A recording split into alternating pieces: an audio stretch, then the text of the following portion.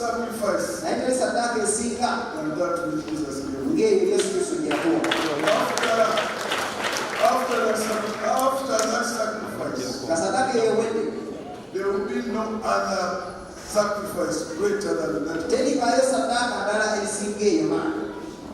Even if you pierce your body, even if you sacrifice, you fast for 1 year, even if you cut parts of your body, you will never reach the sacrifice.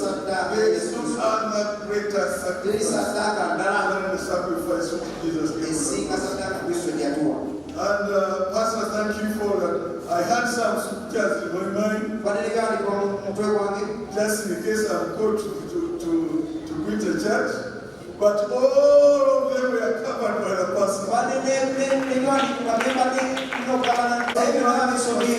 Everything has been given. It has been such a blessing for you.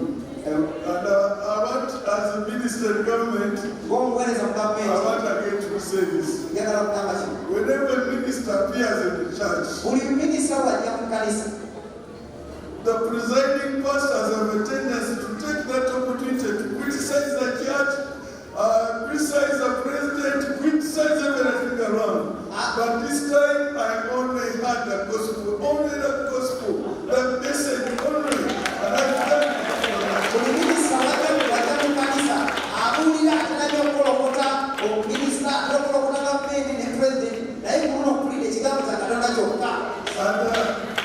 These pastors and church ministers forget that we come to church to worship God.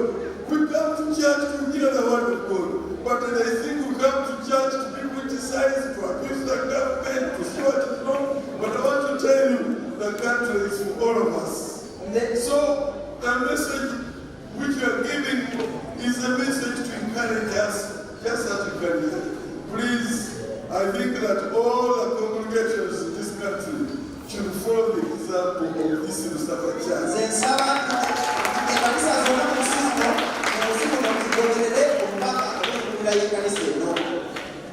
Let every man be alive but God be true. Jesus Christ is coming back. He's coming back for a glorious church with us, Porto Rico. And that's the message which I've had this morning. That's the message for everybody.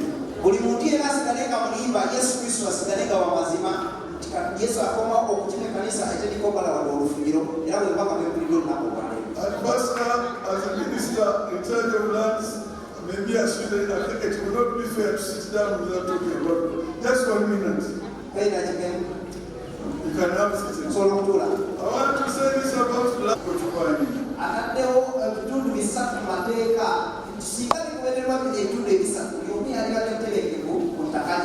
The first one is the Constitution. The supreme law of the land. It protects everybody in the land.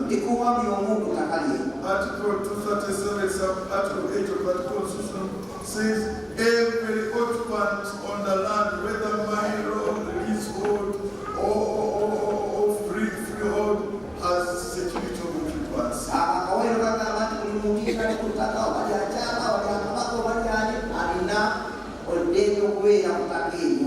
And number two, the laws of this country and other laws, subordinate laws. The Land Act specifically says if you are on any public land and that land is occupied. And the fourth is the presidential directives which have the force of law by them. Anybody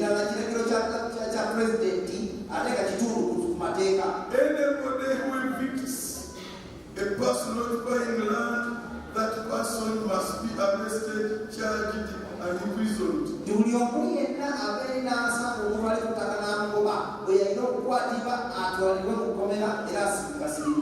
If those three are followed, stability or working person land.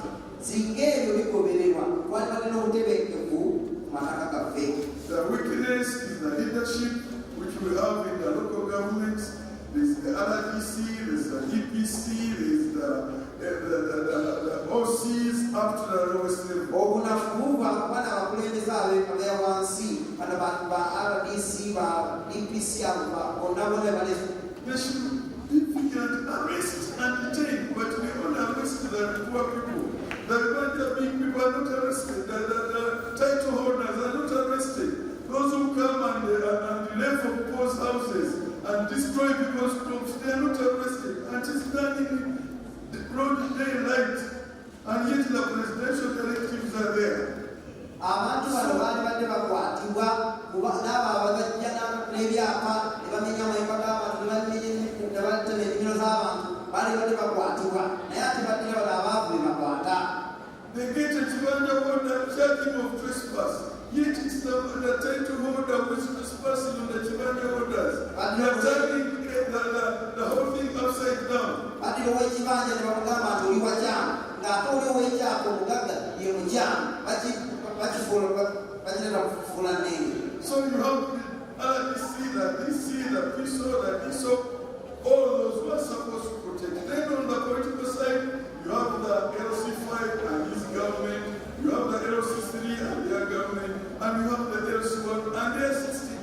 All of those, if they are working, how can they be instability? How can they be evictions of the land? Pastor Bishop, I thank you for being here. thank you so much for letting ignorance and always praying for me. Chief prosecutor is here. Thank you for prosecuting the criminals we are praying. So we're here. Thank you so much. We are always praying and preaching in the villages. The other time I found in cumulatively preaching this lady was just been here. I think that's ever since I knew her, she's preaching the gospel. She has been tired and she's going to preach. Thank you so much. Thank you for loving Jesus Christ. And you, the entire congregation, thank you for loving Jesus Christ. There's no greater power, there's no greater love than that of Jesus Christ. The secret is this Jesus is coming back. Let everyone be a liar, but God being through Jesus is coming back. And he's coming back for a church which has no wrinkle, which has no blemish, a church, the triumphant church of which we are. I want to believe you, Pastor. Since we believe that Jesus can come any moment, I believe that any moment, all of us who are seated here can go direct to heaven. I want to believe that right now, seated here, there are people who are ready to go to Christ any moment because the blood of Jesus was not shed. Hallelujah. Hallelujah. And I want to believe this and I believe it, that this body which is corruptible will one day be turned into the incorruptible. And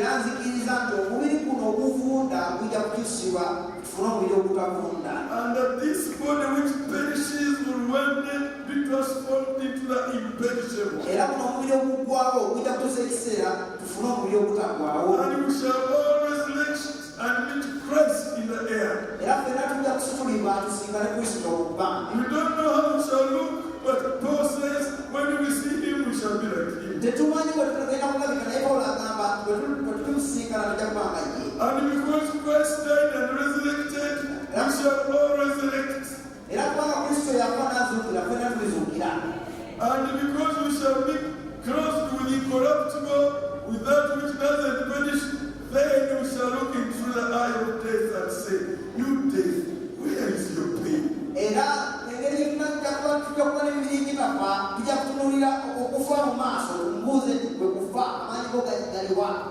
death, where is your bitterness? What